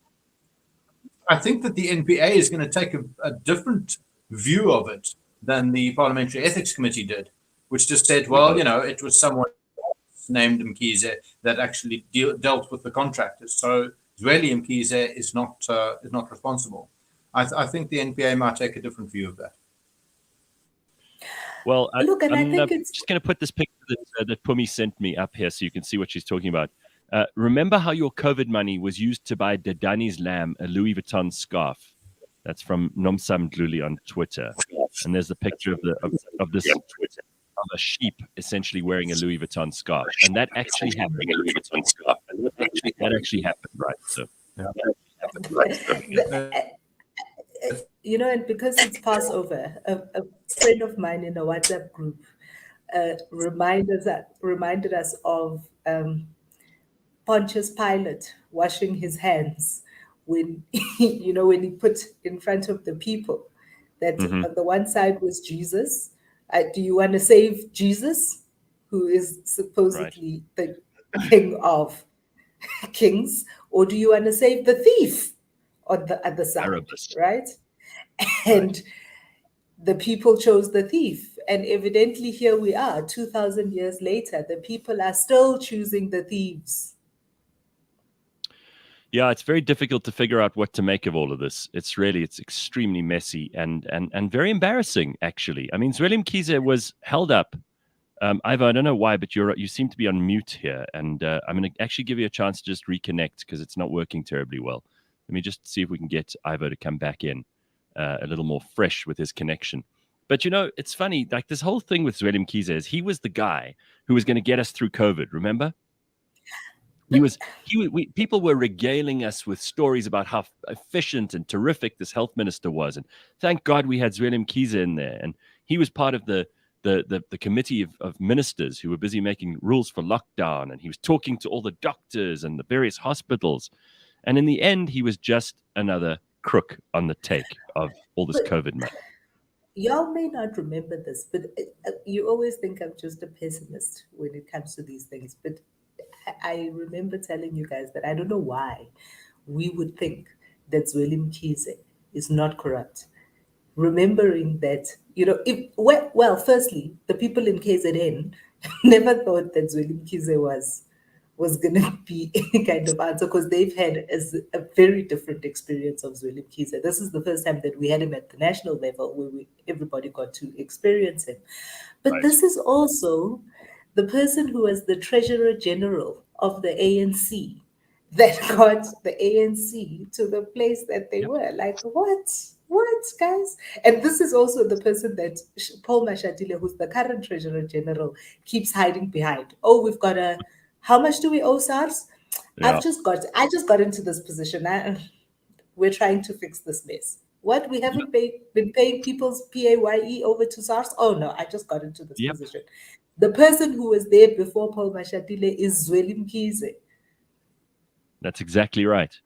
Ivo, you're back. I think we've reconnected with you. Carry on. Yes, I think so. Okay. You know, it's all over the place. It's a very weird thing, you know, with eThekwini's mayor and the mayor of Bakh'abantu, who's a convicted child rapist, and Gayton McKenzie now in Great Karoo, who's a convicted bank robber, and long-standing gangster. People seem to be electing criminals. And this is a wide, you know, and thieves, and it's both in general sort of elections, in broad elections, and it's within the ANC. Now I'm starting to get the idea that the ANC at branch level is rebelling against this whole step aside rule. You know, they're saying, well, you know, hey, Cyril, you can't do this. You can't exclude us from the trough. You know, this is not what the branch is for. And they're almost pointing all these tainted people that are up on charges. That, you know, one is facing murder charges. Electing them just to show three murder charges, not one. Yeah, no, that they can't do this. They can't exclude them because this is not democratic or something. It's a very worrying development. You know, that the party has become so. About that, Ivo. Yeah.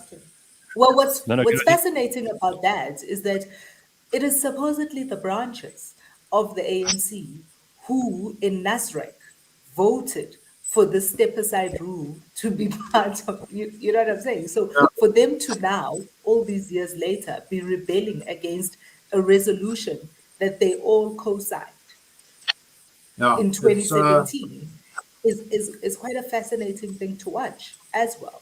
You know, are they rebelling against the resolutions of 2017, or is it Cyril that they are rebelling against? You know, it just seems that Cyril doesn't have a grip on the party at all. And this bodes very ill for the upcoming party conference. You know, that if Cyril can't enforce the step aside rule, then what can he enforce? What sort of reform? I mean, he keeps promising reform, and we see very little of it. But this is maybe why he doesn't really have control of the party. So where the ANC goes, I think it's headed down the drain, frankly. Okay, we're not going to go back onto the is the ANC falling apart thing, because I think everybody is kind of on that page now.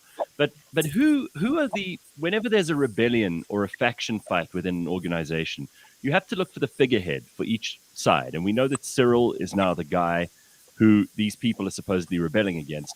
Who is his counterpart? Who are they going to rally around? Is it going to be the man whose birthday we're celebrating in KZN this week? Because he's an old and perhaps some say spent force. Do you agree that he might not be that person and that there's someone else? Could it be someone like our deputy president? Any guesses? Well, I'm not sure. I mean, it won't be. I don't think it'll be Jacob Zuma. He is too old. You know, he might be a sort of spiritual figurehead and might be trotted out at the odd event. His former wife, Nkosazana Dlamini Zuma, she might be one. She ran against Cyril and had a lot of support. So she might be the core of an anti-Cyril faction. Mabuza himself would have that lot. Bumi? She is just as old. I think one of the things that we kind of don't see, because we don't see her often, right? And I think it is easy for her to be the bogeyman, right? Because they share a last name. But she is also just as old. And I've heard mutterings of kind of old age and senility beginning to creep in there. So I don't think she's that figurehead either, right? I don't think she's that figurehead either. I think what we have on the other side of Cyril is we have a rebellion that is multi-pronged. And I keep saying to you guys, it's the thieves, because it's not one person. It's not a single person. It's not an Ace Mahashule or a Lindiwe Sisulu. It's a group of people, and they're going to try their luck in every way that they can. You know, when we look at what's happened in Mpumalanga, for instance, which is Didi's stronghold, the people who have now won. Gareth, you talk about a person, Ivo, you talk about a person who is now the provincial chairperson with 3 murder charges hanging over his head. That person is on the counter side of a Didi Mabuza. So we can see that he's lost his grip in Mpumalanga, in the ANC. He's not, you know, the people who have now ascended are not him. If you look at the next provincial, district so far, they haven't had their provincial elections just yet, is you see Zandile Kumete and her entire slate making it into the most powerful district in KZN. And KZN as a bloc is one of the biggest blocks in the ANC. And Zandile Kumete, as we all know, is also on the other side of Cyril. But we don't know who she's aligned to in the bigger national scheme, what her slate looks like in the bigger national scheme. I don't think that it's going to be an Ace Mahashule bad slate. But what we do know is between Zandile Kumete, Ace Mahashule, and, oh God, I've forgotten his name, the new provincial head in Mpumalanga, is all 3 of them are corrupt. All 3 of them they've got charges against them. They're trying to throw things out of court. All 3 of them, whether they are together in the boat or separate, what we know for sure is all 3 of them are bad news. I don't think we're going to get better coming out of the Eastern Cape. I think you're right. I think you're right. And I think that the reason why will be re-elected at the end of the year. Ivo, I'm going to ask you to just try and reconnect again. It seems that it starts off well and then it gets really bad. So I'm going to ask you to just come back in. It's a terrible connection. He's obviously going through load shedding, which I am too at the moment. You might hear a hum in the background as my UPS continues to keep us on the air from my house. But we are connecting to Ivo Vegter, and the reason he's not on the camera is because we're trying to figure out how to get his sound a little bit better. He's working basically off his cell phone, which so many of us have been doing in the last while since we've started a new bout of load shedding. And we'll try to connect with him now and get his thoughts on exactly this. I think it's a good point you make about Nkosazana Dlamini Zuma. Pumi. She is old, and you know, she was the person who they trotted out to do the lockdown stuff. And she received huge amounts of hatred and misery from people who were blaming her personally for all of that, where she was actually just the mouthpiece in this respect. But she is an old lady now, and I don't think she wants any more of this. I think she's done. She's 73 years old. She's 73 years old. Yeah. And you know, one of the things that we must ask ourselves as South Africans and as the voting public in this time is, you know, I think that the opposition parties are squandering a great crisis within the kind of ruling party, because this is the opportunity where they have to get in the gap, right? Because clearly people are all over the place. People are angry. People are disappointed. People are looking for alternatives. And we hear nary a peep from the opposition parties. This is the moment where you have to take the initiative. You have to take the opening. You have to take the opening when you are the opposition, because you have an opportunity here to give a solution to people. You have an opportunity to lead the people. You have an opportunity to become the solution and the problem solver. You don't have to be in office in order to do that. But by doing that, you demonstrate to people that if you were given the opportunity to be in office, you could do so much better.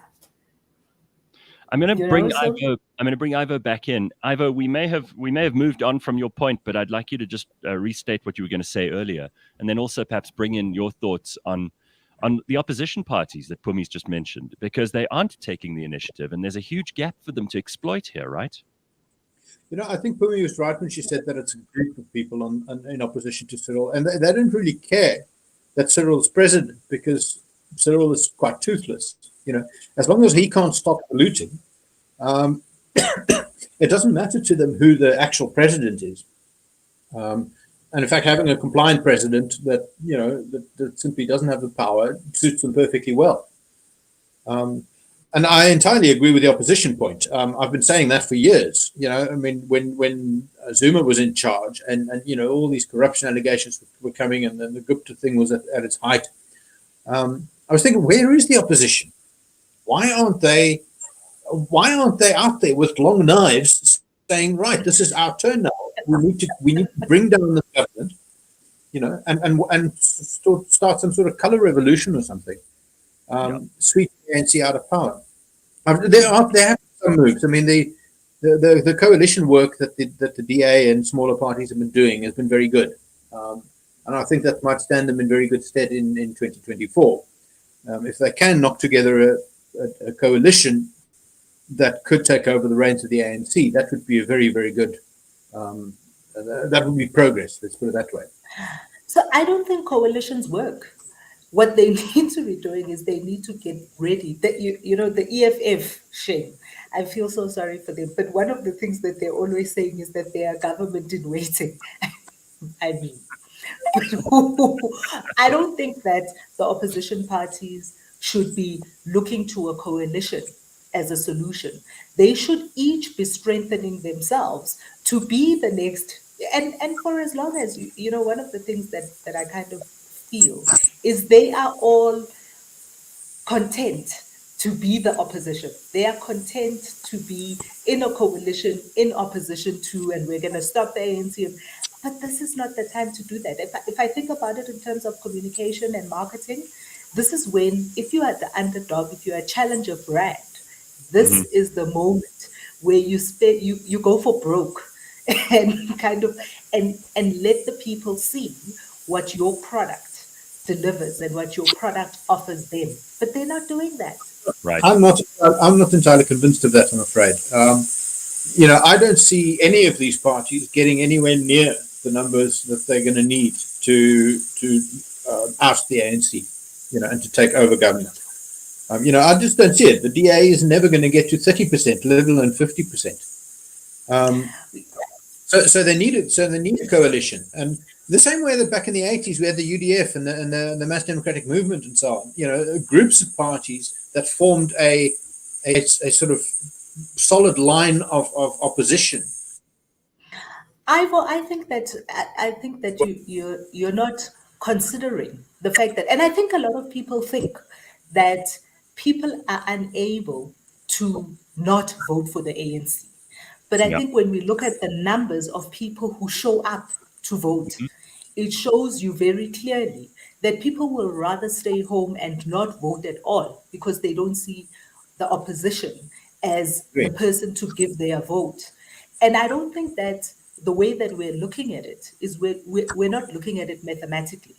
Because what we should be looking at is we should be looking at the fact that we have, I think, 22 million people on our voters' roll, and only 13 million people showed up to vote in the local elections. You know what I'm saying? So the opposition parties should not be considering how do we get to 30% of the pool that's there. They should be thinking, how do we get people to vote for us instead of staying home? Yeah. But for that purpose, I think they need to come up with something new, some new formula, because the DA knows this, and the DA has been going after these people that don't vote for a long time, but they're just not. And frankly, they've been bumbling along for a long time, not appealing to a large part of the country they frankly should be appealing to. Guys, I'm not at all. I'm not bored with this, but I think that there are other issues that I'd like to hear your thoughts on, Ivo, and yours, Pumi. And one of them is we keep talking about xenophobic violence in South Africa. We've just had Gayton McKenzie also absolved of any wrongdoing. We have, he's very much one of the loudest, most vocal opponents of illegal immigration. It's got him a lot of support in Gauteng. Gayton McKenzie, obviously a guy who says he's a reformed criminal. He won't take any money from anybody. We actually tried to get him on the show this morning. He's not available to talk to us. Maybe he's afraid. He wasn't afraid to come on my TV show. We will try again to get him. But I want to hear your thoughts on Gayton McKenzie and on this xenophobic lynching of Elvis Nyati in Diepsloot the other day. Ivo, you can start, and then Pumi, you can bring up the rear on this one.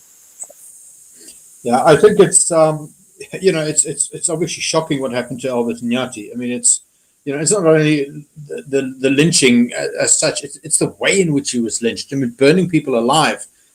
This seems to be the sort of go-to method of vigilante justice in the townships these days. It happens often. And this guy was innocent. He wasn't able to produce a passport, but he hadn't done anything. He wasn't a thief. He wasn't a criminal or anything. So it was really horrible. And then people like Herman Mashaba and Gayton McKenzie say, "Oh no, but they don't support this kind of violence. This is no. We're the good people. We're the good guys. They just oppose illegal immigration." That argument is absolute bullshit. They know, and they were told, right, by me and by many other people in the media. They were told what their rhetoric was going to lead to. If you whip up anti-immigrant sentiment, right, you are going to get bloodshed. Right. They knew this. So to turn around for them now to say, "Oh, but we had nothing to do with this, and this is not us," and we're working to eliminate criminality from Operation Dudula, and Herman Mashaba saying that he's entirely innocent, and that's absolute rubbish. They knew what they were getting into. They knew what whipping up a mob would do. Don't whip up a mob and then deny responsibility for what they do. Well, Pumi, what do you think? Because you've been banging on this drum for a while now, too.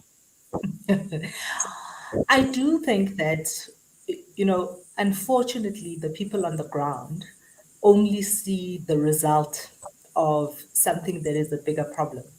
The problem really is that the corruption starts at the top.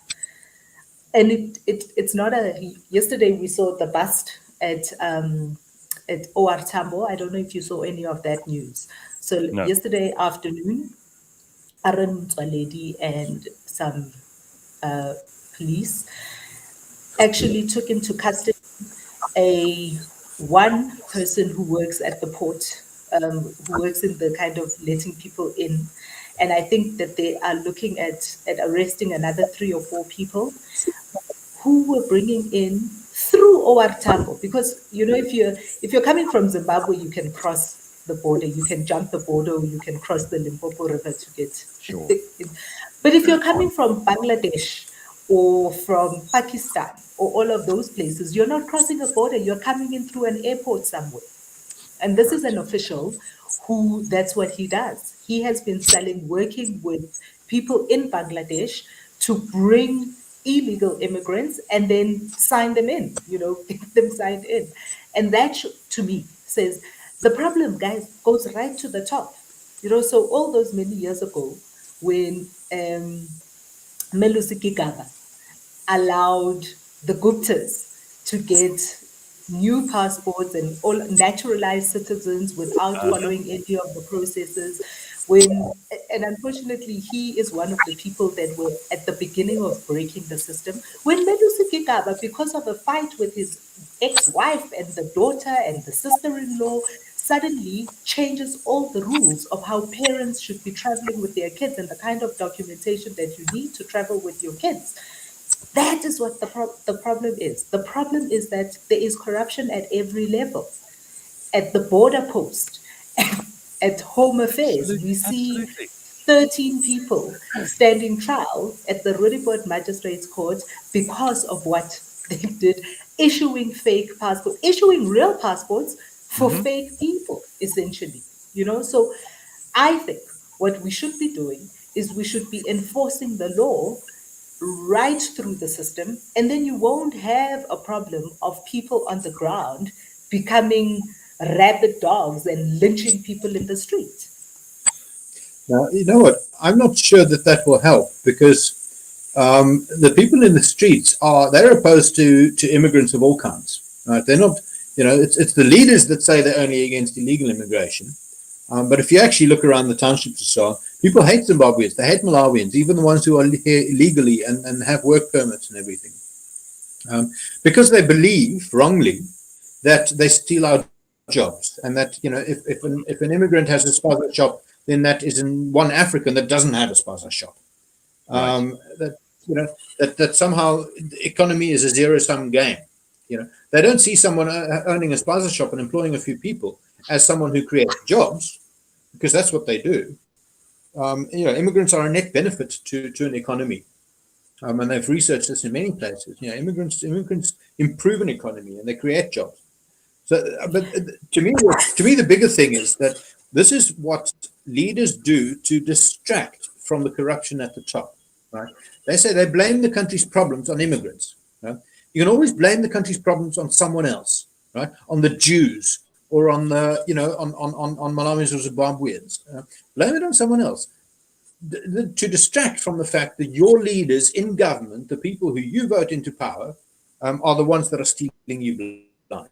And no, absolutely. What you see is a competition for resource. You're seeing a competition for resource on the ground, and that's why it translates to. And we've spoken about this on the show before, that people who are oppressed, people who are desperate, will always look for somebody with less power than them to oppress, because that's how the food chain rolls, right? Shit rolls downhill. So people right now, where we have such high unemployment, people are hungry. We've spoken about this as well, that we have out of our 60 million South Africans, at least 30 million of those living on less than 20 rand a day. They are fighting for resource, and this is who they have to fight with. The irony is that they're not coming here to live these incredible, happy lives. It's just that the places they're coming from are even worse. It's not like it's a great life for an illegal immigrant in Diepsloot. It's horrible. It is hard. It is difficult. They not only have to put up with all this disgusting xenophobia, but they also have to try and maintain their own little businesses, if they have them, when the police are raiding them the whole time, stealing their stock. We've heard about how, the police will come in and just take whatever's on the table. And these people have to start from scratch. They don't have any family to rely on often. They have, they're renting an RDP house or a shack from someone who is local. So we've got lots of complicated dynamics in these areas, and it's not going to be solved anytime soon. I just want to refer to a comment here that Captain Cook says, this xenophobia is a slow boil, and by the time it boils over, it burns whoever is in its path. I think that's a good way of looking at it. Yeah, that's a very good way of looking at it. That's exactly right. It's who was it? Someone on Twitter said, Pharaoh Haffiji, I think, said that, once you light a fire, it's very hard to put it out. And that's exactly what people like Gayton McKenzie and Herman Mashaba and Julius Malema, for that matter, with his inspections of businesses for foreign nationals, what they've been doing. I think it's horrible, and it's very, very dangerous. You're going to see a lot of bloodshed. Remember what happened in Rwanda. It is not impossible for that sort of thing to happen again here. For tens of thousands of people as a result of this. Once it burns out of control, there's no stopping it.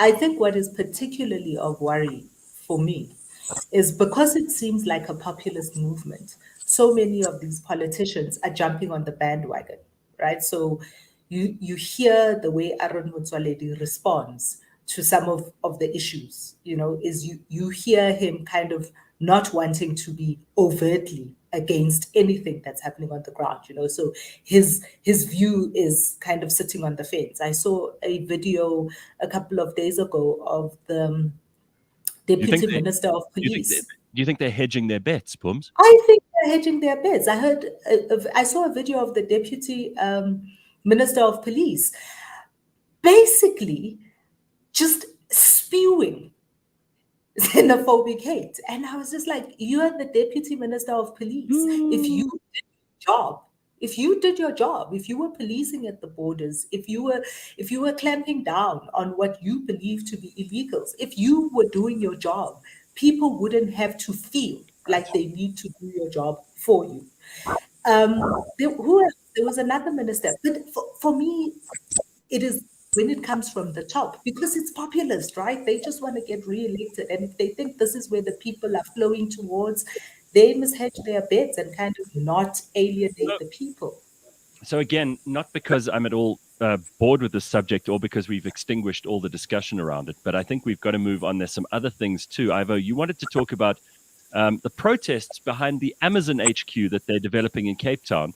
Now, why on earth would South Africans be protesting Amazon building a huge big warehouse and headquarters in Cape Town? Why would people have a problem with that? Surely we should be welcoming any and all opportunities for us to create work, employment, new possibilities and potential, a place of distribution, a place where Amazon can start to get their shit together, because we know we can't rely on our post office when it comes to international stuff. I mean, I would love to be ordering more from Amazon, but I'm just worried I never get it if I have to order it through the post office. Yeah, no, that's exactly my thing. I don't order from overseas anymore either, unless I can get it in by courier. But, ordering from China, for example, I did that a few years ago for my wedding, actually. Ordered a whole bunch of things, and half of it got lost. Post office couldn't find it. Correct. No, so I had the same question. Why stop a development that would create jobs, that would improve what is now a pretty shitty little golf course with a restaurant and a bar? Why would anyone in that area stop that? It would probably improve property prices in observatory. Employment of local people. It would improve the whole area. Behind this now, it can't be the actual industry. Because they've never laid claim to this 9-hole golf course. They've never had an issue with that. The claim that they used to graze their cattle there is absolute nonsense. That never happened. So where does this come from? And I always used to look at the environmental organizations, because they're opposed to any and all development, and you often can find environmental organizations behind them.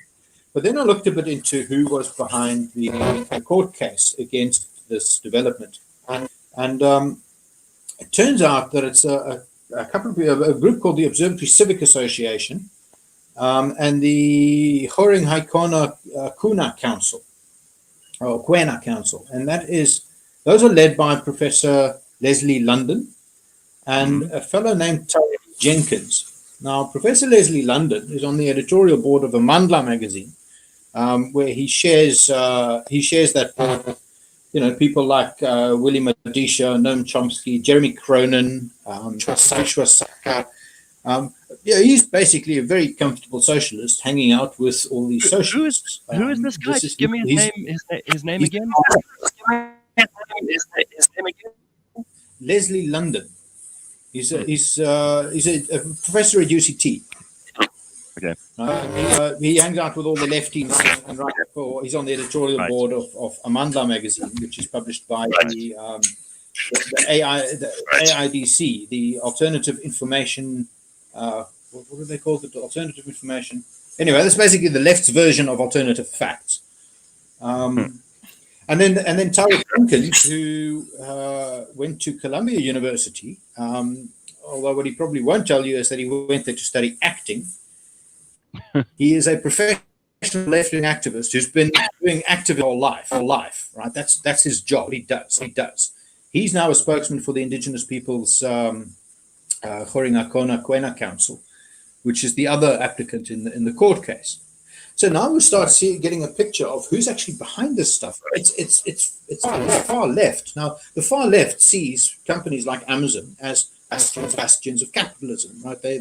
When they come here to exploit the African people and destroy our resources. And we need to destroy these big companies. And there are whole campaigns out there, right, that say destroy multinational companies or transnational companies. and this is what they're part of. So really, it's a massive left pain which happens internationally against these. Once more, I'm going to just let you cut off and come back in. It seems that as we keep you on, your connection deteriorates. So I'm just going to get rid of you. I do love the fact though that his echo kind of seems to be on, on where he wants emphasis. It's like on the left. Well, here is this guy. There are all these people behind the scenes, most of them in academia, let's face it, who are involved in stuff that actually is none of their business. Here's Professor Leslie London at UCT. This is the man who is behind all of these calls to keep Amazon out of Cape Town. Now, I don't know why, but it's very hard to find information about these people. You really have to dig deep like it does. And I wonder why they put their fingers in these pies. I mean, what has it got to do with them?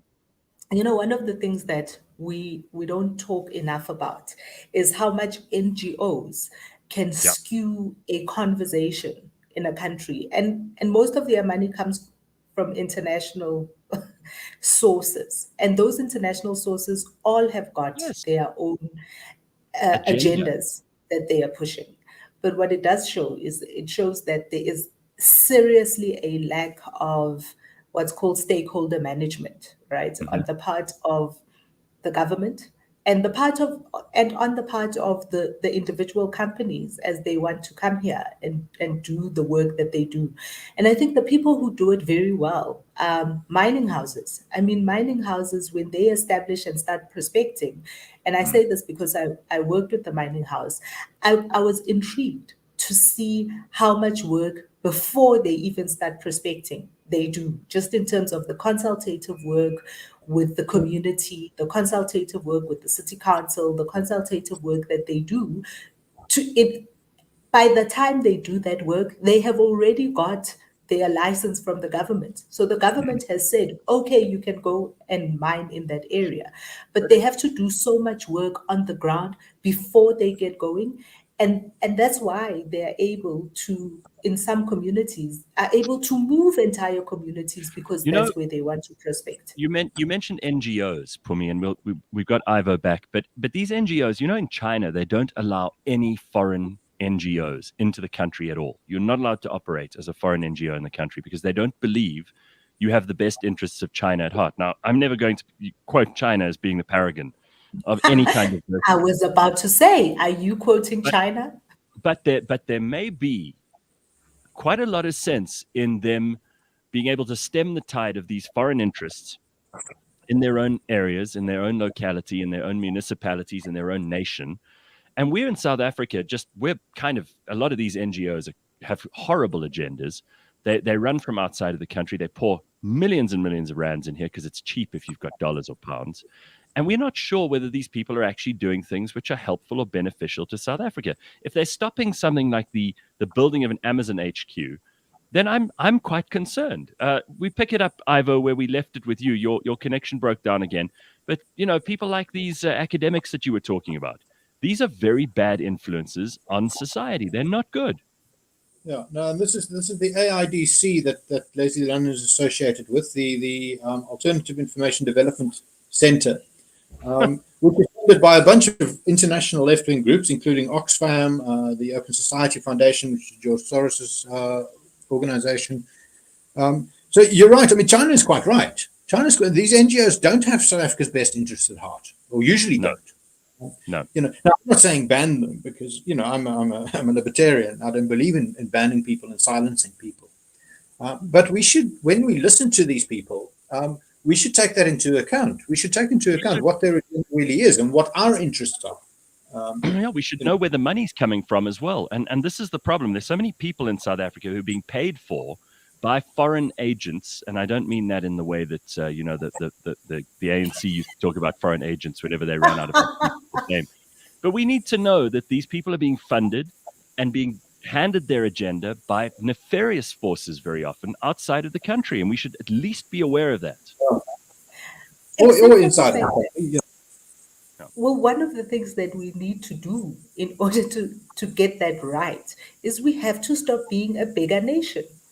Yes. So what unfortunately our government has done is they have turned us all into beggars So you're constantly needing external help to do even the smallest things that the government should be doing. And if we were not a bigger nation, we would not find ourselves in the position where we have to do what it is that our funders want us to do.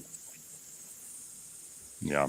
But All right. Pumi, you said something earlier that I just want to respond to about the consultation that needs to happen. Now, you're quite right. Consultation needs to happen. But the thing is, these organizations do extensive consultation.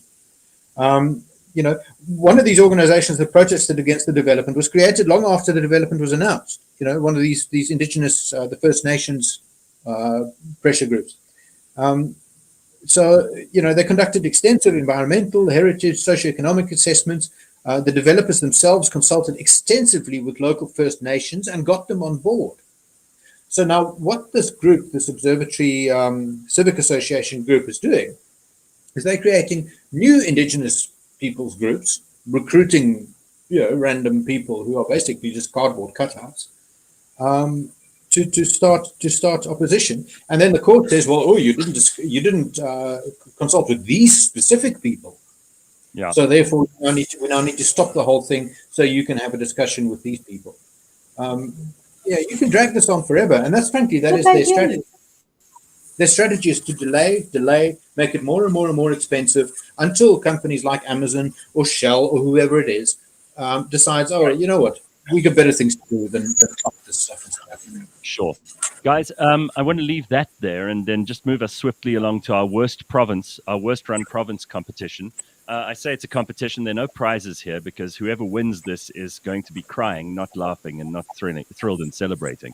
So I've got a lot of votes in here for the Free State as the worst run province in South Africa. Who do you think the winner of this prize should be, Pumi, and give us some reasons why? Undoubtedly the Eastern Cape. The Eastern Cape for me is, and we don't talk enough about it, there is so much shit and corruption. We only every once in a while will hear about their bicycle ambulances, or we'll hear about a bridge that wasn't constructed. But the Eastern Cape is incredible in the level of inaptitude and the corruption that it has. And I think a lot of people on the show, because we've heard so much from Lieto, will think that it is the Free State, because actually I think that the Free State comes in third for me. Second after the Eastern Cape would be Limpopo. Huh. All right, so we've got 3 in the running here from Pumi. And who do you vote for, Ivo? I was also going to say the Eastern Cape, but with an honourable mention to the Free State, because the Free State really is, I'm sorry to say, a shithole. It has the worst performing municipalities in the country on average. If you look at its basic statistics, like its unemployment rate and so on, they've gone progressively worse over the last decade, consistently gotten worse. Everything in the Free State is not only bad, but pointing in the wrong direction. All the trends are going in the wrong direction. So the Free State really is terrible. I would still give it to the Eastern Cape. I agree with Pumi on the basis that the economic indicators and so on are still slightly worse. The corruption is probably somewhat worse, and it involves more people. The Eastern Cape is more important to the country than the Free State is in many ways. So I would still put the Eastern Cape up top, but definitely with the Free State a close second. We got lots of people saying Eastern Cape, so they're agreeing with you too. There are lots of people also mentioning the Free State. Some people say Free State hands down. So I'm not sure which one we should crown the winner. But since you both have said Eastern Cape and Free State, we'll let them share the title for this morning as the shittiest province in terms of being run into the ground by the people who are meant to govern those provinces. Free State and Eastern Cape, congratulations. You are the winners today, but it's not something that you wanted to win. And I feel sorry for the people who live in those places. We often have Lieto Ngoba on the show. He's from Velkom. We need a correspondent like him in the Eastern Cape so we can find out what's actually happening on the ground there too, because I'm absolutely sure that there are just as many shitty things happening in the Eastern Cape as there are in the Free State. And Pums, just for you, we'll throw in an honorable mention for Limpopo. So you know what? We're going to end it on that note. And Ivo, thank you very much for talking to us. Even though this morning you had all the load shedding problems, we appreciate you making an effort with your paraffin lamp to talk to us this morning. Pumi, thank you. Well, thank you very much. So now we're talking over each other. Yeah, I'm gonna wrap it up. Ivo, thank you. It's always great to have you on. Ivo Vegter, of course, freelance journalist, someone we've referred to very often on the show. We're lucky enough to have him as a part of the team every now and then on the Burning Platform. It's been too long, but we'll get him back soon and hopefully on a better connection. Someone said down here, you guys have got to get back into the studio soon. Well, I got to tell you, I don't know whether that would help. I mean, this morning, Ivo was the only one who was really out of town. Pumi went through to her office. We've got a nice clear signal there. We've got everything going fine from here. So I hear you, but that wouldn't necessarily solve it. So thank you very much to everybody who paid attention this morning and was part of the Burning Platform. And all the comments. Yes, the comment section is on fire. So thank you for all the comments. People mustn't forget to like and subscribe, please. Thank you know, Pumi. We see your comments. But please like and subscribe. If you don't, it doesn't help us. Yeah, the more people who subscribe, the better it is for all of us. Right. And then eventually they can't ignore us and we have to get all the guests on this show. They have to come. And we won't have rubbish excuses from people like Yates and McKenzie when we ask them to come on the show. All right. So I was ready for that. We'll see you on Tuesday because obviously tomorrow's a holiday. Monday's a holiday. Have a good Easter weekend, everybody. And we will catch up next week. Cheers.